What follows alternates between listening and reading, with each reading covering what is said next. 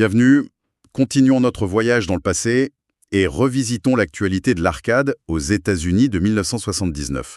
On est donc en juin 1979, un moment clé vraiment pour le jeu d'arcade américain. Et notre guide, c'est le magazine Playmeter de ce mois-là.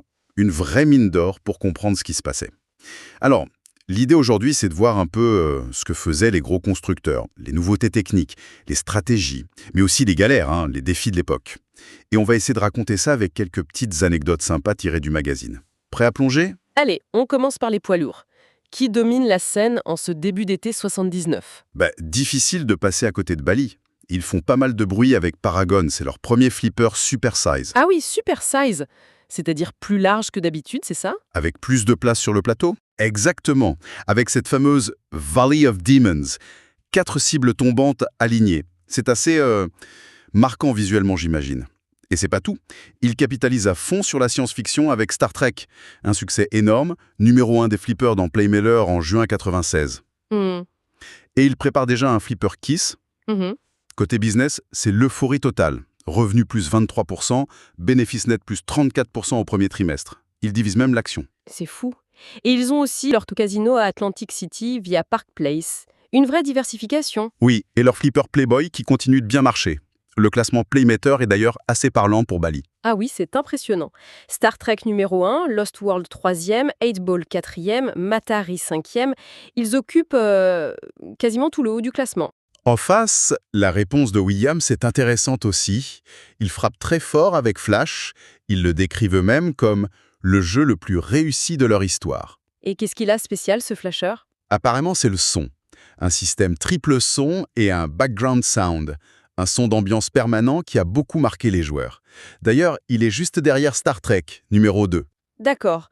Donc la bataille se joue aussi sur le son? Et ils enchaînent avec Stellar Wars, un autre flipper, mais cette fois wide body, donc caisse large. La promesse, c'est la puissance pinball sur un autre plan. Avec des gadgets en plus, j'imagine? Oui, un sweep sound, un son spécial, et un truc visuel, le Battle Scope. Ils sortent aussi un nouveau jeu de bowling électromécanique, un Shuffle Alley, pour 6 joueurs, Taurus, et un autre flipper, Trizone. Williams semble jouer une carte un peu différente de Bally, non? Il y a l'innovation, bien sûr, le son, le visuel, mais ils insistent beaucoup sur le service après-vente. Ah oui, c'est vrai. Leur nouveau programme de garantie. Oui, c'est assez révélateur, 60 jours pour le jeu complet, ça ok, mais 180 jours pour l'électronique. Ouais, Plus une allocation pour les distributeurs, des kits de pièces après réduit. c'est malin. Ils cherchent à rassurer les opérateurs. Exactement. Et puis, il y a cette histoire de total front-end programming sur Flash et Stellar Wars. Qui permet de tout régler depuis l'avant de la machine. Ça, pour un opérateur, ça doit changer la vie, non ? Ah bah oui, c'est extrêmement pratique. Fini de devoir ouvrir toute la machine pour un petit réglage. On sent qu'ils veulent vraiment séduire les exploitants. Une façon de se démarquer de la force de frappe de Bally, peut-être? Leurs autres jeux classés ce mois-ci, c'est Disco Fever, classe 13, et Pokerino, classe 14. Un peu plus loin dans le classement, alors, après Bally et Williams qui misent sur la taille, le son, quid de Stern. Stern annonce l'arrivée de Hot End. Et là, il y a une anecdote sympa. Ah, racontez ? Le concepteur, c'est Harry Williams en personne. Ah. Le père du flipper moderne, une légende. Incroyable. Il travaillait encore à cette époque ? Apparemment oui, pour Stern sur ce coup-là. Le jeu a une pièce tournante en haut du plateau, c'est sa particularité. Et Playmeter lui fait une très bonne critique. Stern, ils avaient aussi cette technologie sur Trident, avec les cibles qui se réinitialisent. Oui, c'est ça. Des drop targets réinitialisables qui influencent un multiplicateur de bonus. On voit qu'ils cherchent constamment des nouvelles mécaniques de jeu. Ils mettent aussi en avant la mémoire améliorée pour les scores sur Hot End. On passe chez Gottlieb, nouveauté dans Pinball Pool, 14 cibles tombantes, ça promet de l'action. Mais ce qui est intéressant, c'est aussi l'accent mis sur la fiabilité. Ah oui. Playmeter publie une note technique suggérant une modif sur leur carte de contrôle pour éviter des bugs au démarrage. Et ça, c'est un point super important qui touche toute l'industrie à ce moment-là. L'arrivée de l'électronique solid state. Ces puces, ces microprocesseurs. Ça ouvre des possibilités de jeu géniales. Mais ça amène aussi plein de nouveaux problèmes de panne, de maintenance. C'est vraiment la double phase de cette révolution technologique. Les opérateurs et les techniciens doivent s'adapter. Et c'est pas toujours simple. Les jeux Gottlieb classés sont Sinbad, 6, Countdown, 15 et Close Encounters, 16. Et Atari dans tout ça. Eux, ils sont surtout connus pour la vidéo, mais ils font aussi du flipper. Oui, ils ont leur flipper géant Hercule, et pour le vendre, ils ont une approche, disons, rassurante, hein. Ils offrent des kits de pièces détachées gratuits à l'achat. Malin. Vu la taille de la bête, ça doit pas être simple à entretenir. Probablement. Et ils insistent aussi beaucoup sur la formation technique. Ils organisent des écoles de service à Atlanta, Orlando. Côté jeux vidéo, leur cœur de métier, quoi de neuf? Ils lancent Subs, un jeu assez original avec 2 écrans l'un au-dessus de l'autre. Il y a aussi Vidéo Pinball et Basketball qui succèdent à leur gros succès, Football. Ah oui, football cartonnait bien. Et Playmater mentionne aussi des jeux avec un trackball, cette boule qu'on fait rouler. Des jeux de baseball, de basketball. Et leur flipper Superman est cité aussi. Atari confirme sa place de leader en vidéo, donc. Clairement, Football est numéro 2 du classement vidéo, Sprint 2 est 5e, et ils ont d'autres titres comme Superbug, Super Breakout, Fire Truck, IndyCat dans le top 20. Leur catalogue est très large. On finit ce tour des géants avec Midway. Et là, impossible de ne pas parler de... Space Invaders, Mhm. le phénomène absolu, numéro 1, incontesté des jeux vidéo, la référence en termes de revenus. Ils sortent même une version assise, une sit-down. Oui, pour jouer plus confortablement ou plus longtemps. Ils font aussi la pub de leur jeu de bowling, 4-player bowling galet. Mais c'est vraiment Space Invaders qui écrase tout. C'est plus qu'un jeu, c'est devenu un phénomène culturel, économique. Ça a complètement changé les attentes de revenus pour un jeu vidéo.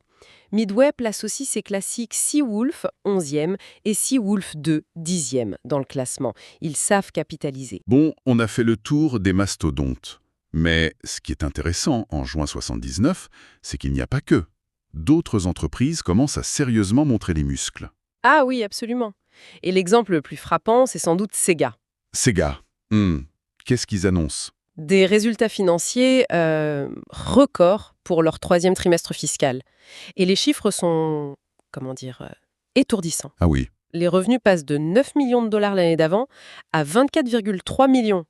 Et le bénéfice net, il explose de 597 000 dollars à 2,7 millions. waouh, c'est une croissance incroyable. Comment ils expliquent ça? Il y a clairement l'effet des acquisitions récentes. Ils ont racheté Gremlin Industries fin 78 et Esco Trading en mars 79. Ça élargit leur catalogue, leur capacité de production. Et côté jeu? Ils lancent Head-On, présenté comme leur premier jeu multiphase. Leur pub montre aussi Phones, Road Race, Tracer. Clairement, Sega n'est plus un petit acteur. Il joue dans la cour des grands maintenant. D'autres entreprises qui montent en puissance? Cinematronics continue de pousser sa technologie vectorielle. Ils font beaucoup de promos pour Starhawk, leur dernier jeu en 3D fil de fer. Ah oui, les graphismes vectoriels, c'était assez unique à l'époque. Très. Et ils s'appuient sur un bon réseau de distribution. Résultat, Space Wars est 3e et Starhawk 6e dans le classement vidéo. Solide. Et Exidy? Il y a un jeu qui fait parler de lui, Starfire. Oui. Playmater raconte cette anecdote assez marrante d'un prof de physique qui serait devenu complètement accro au jeu. Carrément. Il analyserait son potentiel, imaginerait des suites. Ça montre bien la fascination que ces jeux exercent. Et Exidy sort aussi un nouveau jeu, Crash, et déménage sa production à Sunnyvale, en Californie. En plein cœur de ce qui va devenir la Silicon Valley. Exactement. Leurs pubs rappellent leurs anciens jeux, Circus, Attack et même le controversé Death Race. Et Starfire se classe 4e des vidéos. Une belle performance. Ça montre bien que l'industrie est très dynamique, pas juste limitée aux plus gros noms. Quelles sont les grandes tendances techniques qu'on voit émerger à cette époque? Alors, côté matériel, sur les flippers, la mode est clairement au wide body. Ces caisses plus larges. Bally, Williams, ils s'y mettent tous. L'idée, c'est d'offrir plus de place pour mettre plus de trucs sur le plateau. Plus de mécanismes, plus de cibles. Voilà. Et en parallèle, le son électronique devient un argument de vente super important. Williams est très en pointe là-dessus, avec ses triple sound, sweep sound. Stern aussi investi dans le son. Et les effets visuels? Ça compte aussi des stroboscopes, le battlescope de Williams. On cherche à rendre l'expérience plus immersive, quoi. Et le moteur derrière tout ça, c'est l'électronique solid state, les microprocesseurs. Playmater a même un article technique qui décortique le Motorola 6800, un des cerveaux de l'époque. C'est ce qui permet toute cette sophistication. Mais c'est aussi ce qui amène les nouveaux problèmes de fiabilité et de maintenance dont on parlait avec Gottlieb.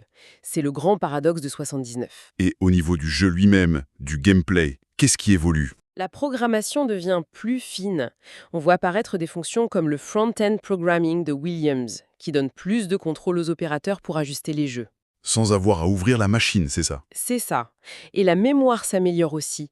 Ça permet de sauvegarder les meilleurs scores, de faire des systèmes de bonus plus complexes, comme sur le Hot Hand de Stern. Un format de machine semble aussi gagner en popularité, les tables cocktails. Ah oui, effectivement. Ces machines qui servent de table basse ou de table de bar, mais avec un jeu vidéo intégré. Ou parfois même un petit flipper. Oui, Playmater cite Spectra IV de Valet, Family Fun ou Star Trip de Gameplan, et même un flipper cocktail, Star Battle de Coffee Mat. C'est une niche qui se développe.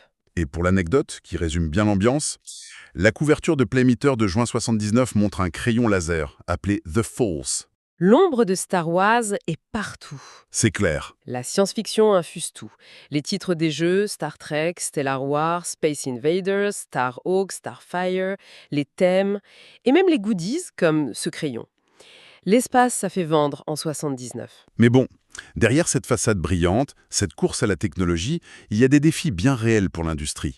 Quels sont les gros points noirs? Le problème numéro 1 qui ressort des articles de Playmater, c'est vraiment la maintenance, le service technique.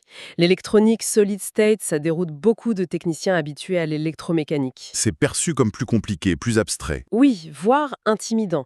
Du coup, le besoin de formation est énorme. Et il y a des solutions qui se mettent en place? Oui, heureusement.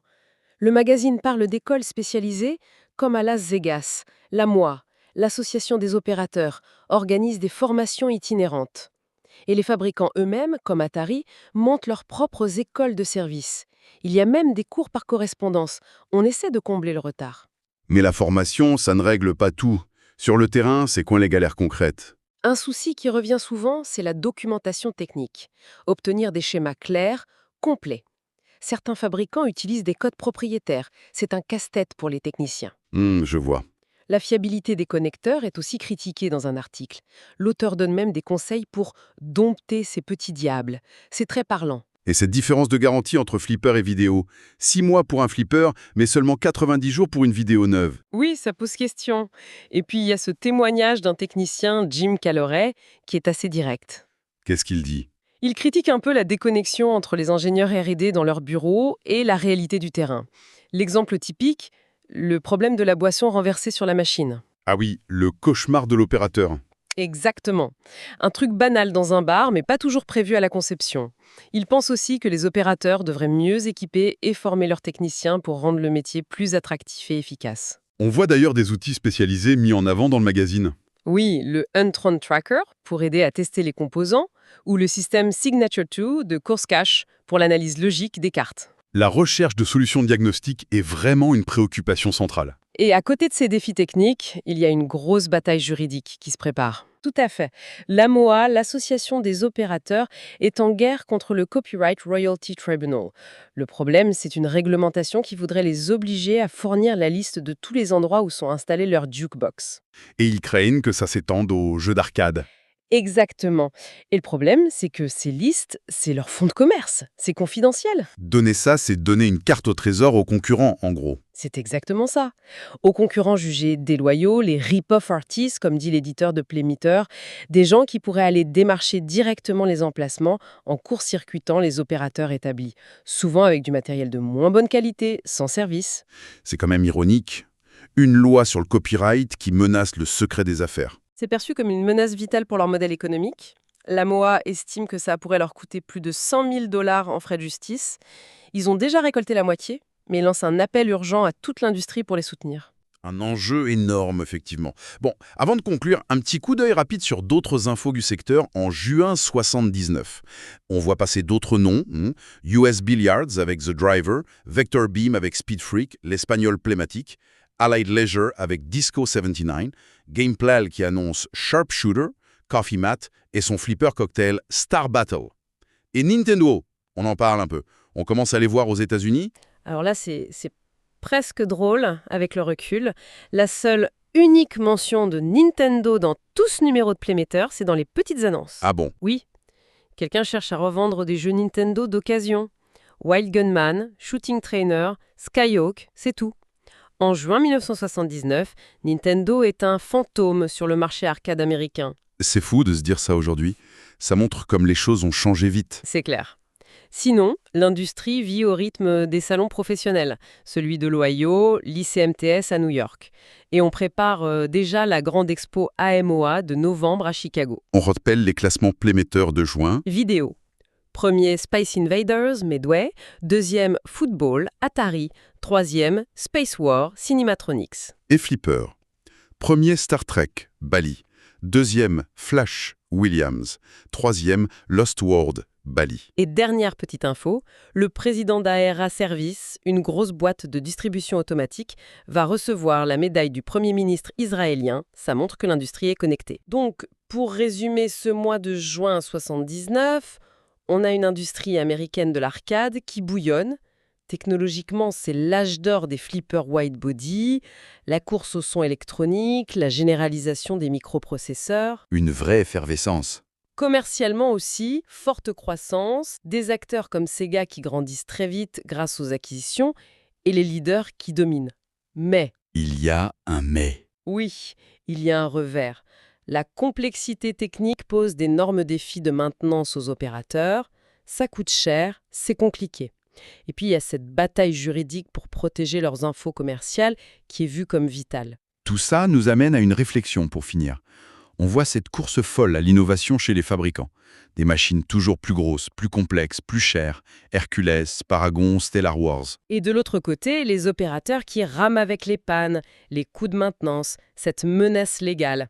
La question c'est, est-ce que ce modèle de croissance explosive était vraiment durable? Cet équilibre précaire entre, d'un côté, la nouveauté pour attirer le joueur, et de l'autre, la fiabilité et la rentabilité pour l'opérateur. Comment ça allait tenir? Comment cette tension allait façonner l'avenir de l'arcade? C'est une excellente question à méditer en repensant à cette période vraiment charnière.